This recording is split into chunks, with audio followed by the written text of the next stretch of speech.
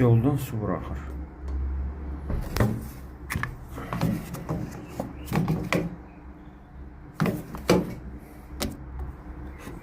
Bu hissədə ama ştokdan. İçində ştok var bunun. Görürsən 3 yolu motora da keçib. Oradakı salnikdən buraxır. 3 yollu 2 senjorlu kombilərdə olur. Məsələn, belə deyək də, isti suyu açanda bu motor basır oradakı ştoku, ayırır isti suya. İsti suyu bağlayanda qalxır yuxarı, keçir radiator otopleniya tərəfə. Belə deyək, başlayır otopleniyanı qızdırmağa. O 3 yolun belə deyək də, funksiyası o deməkdir. O ya ərkli olanda, ya düzgün işləməyəndə, ya motor düzgün işləməyəndə, isti suda da, radiatorda da problem olur.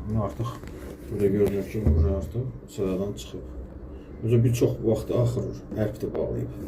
Təzəliyin söhbətdir. Prosta yavaş-yavaş axır. Bunu da görsən, ləkə də salıb bura. Yəni 1 gün, 2 günün şeyi deyil bu. Bir həftə, 10 gün, 20 gün, 1 ay, bəlkə də çox.